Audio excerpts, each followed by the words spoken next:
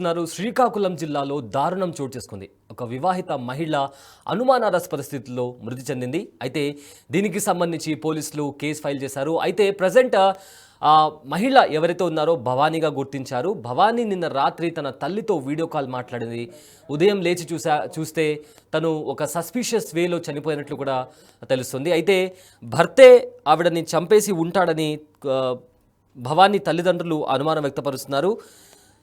సంత ఊరికి చెందిన దినేష్తో భవానీకి 9 నెలల కిందట పెళ్లి అయింది. అయితే రాత్రి తల్లితో వీడియో కాల్లో మాట్లాడిన తర్వాత భవానీ ఉదయం అనుమానాస్పద స్థితిలో మృతి చెందిందని ఇప్పటికే తెలుస్తోంది. అయితే భవానీ మృతిపైన తల్లిదండ్రులు అనుమానం వ్యక్తం చేస్తున్నారు.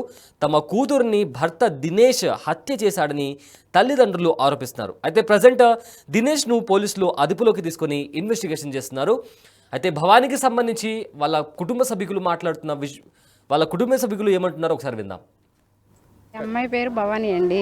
పాలకన్యం ఆ అమ్మాయిని బాలబొమ్మలకి ఇచ్చాం. దినేష్ అబ్బాయి పేరు.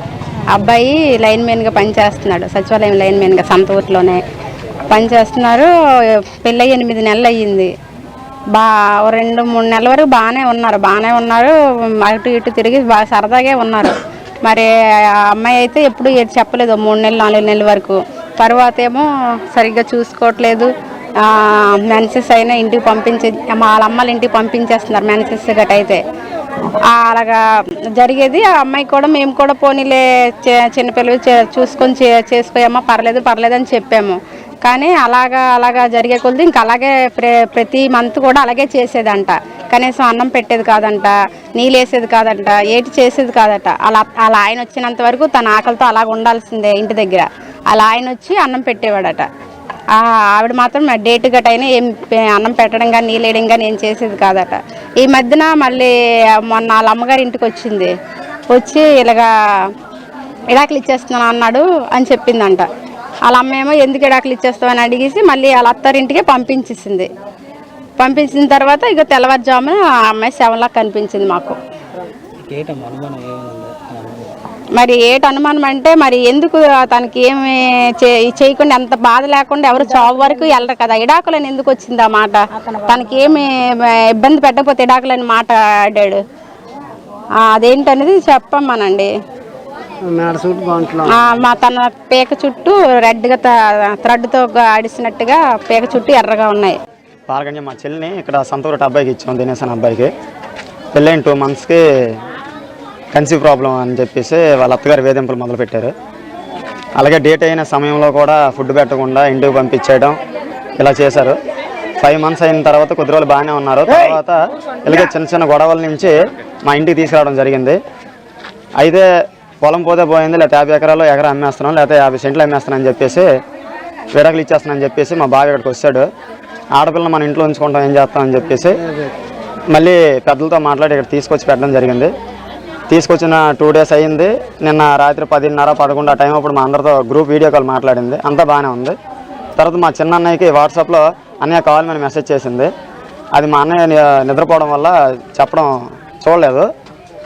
తెల్లవారు 4 గంటలకు మళ్ళీ ఫోన్ వచ్చింది, ఇలాగ చెల్లికి బాగాలి తీసుకెళ్ళాలని మా బావ ఫోన్తో ఫోన్ రాగానే మేము ఇక్కడికి వచ్చేసరికి మా చెల్లి డెడ్ అయ్యి ఉంది.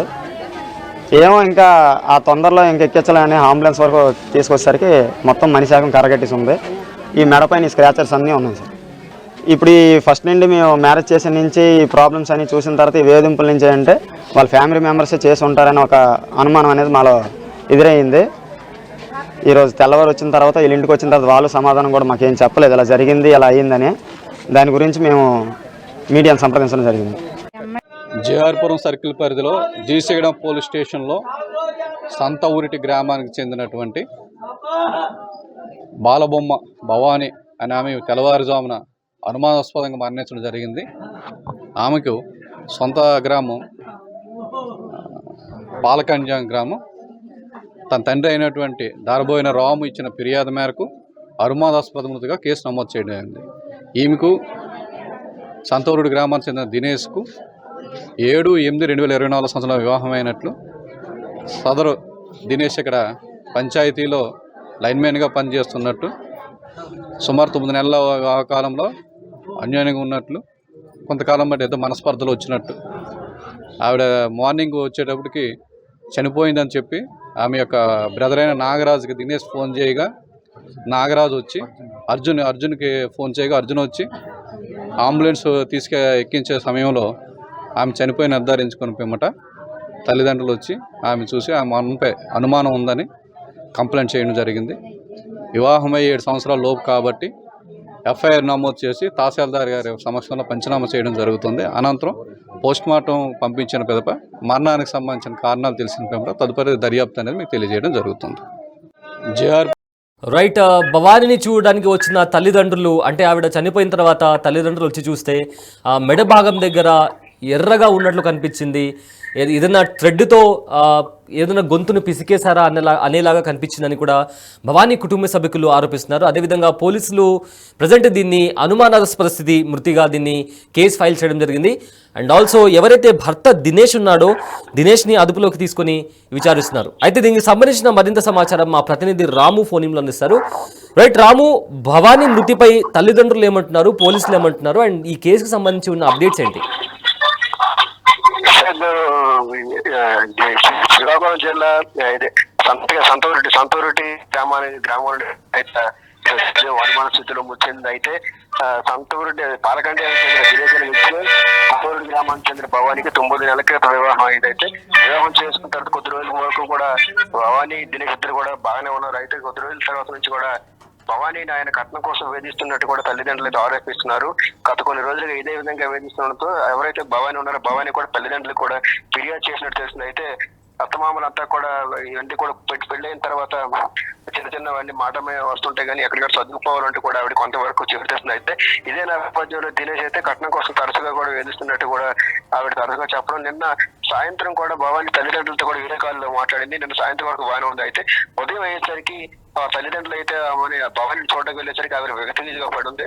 అయితే అత్త లేదా ఎవరైతే ఉన్నారో అత్త కుటుంబం దినేష్ తల్లిదండ్రులతో పాటు దినేష్ కూడా విధంగా కట్నం కోసం వేధించుంటారు. దినేష్ అయితే మా ఆల్రెడీ మా అమ్మాయిని చంపేసి ఉంటారని కూడా ఎవరైతే భవానీ తల్లిదండ్రులు అయితే ఆరోపిస్తున్న పరిస్థితి. గత కొన్నాళ్ళుగా కూడా ఇదే విధంగా వేధిస్తున్నాడు. ఎన్నిసార్లు ఆయన నచ్చ చెప్పినా సరే ఆ విధంగా ఆయన వేధిస్తుండడం వల్లే భవానీతో కూడా గొడవపడడం. రాత్రి వరకు బాగానే ఉన్న తమ కూతురు భవానీ తెల్లవారేసరికి విధంగా విగతజీరుగా పడి ఉన్న పట్ల ఆమె పైన మా అల్లుడు దినేష్ పైన అనుమానం ఉన్నట్టు కూడా తల్లిదండ్రులతో ఆరోపించిన పరిస్థితి. ఇదే నేపథ్యంలో కూడా వారు స్థానికంగా పోలీస్ స్టేషన్ కూడా ఫిర్యాదు చేశారు.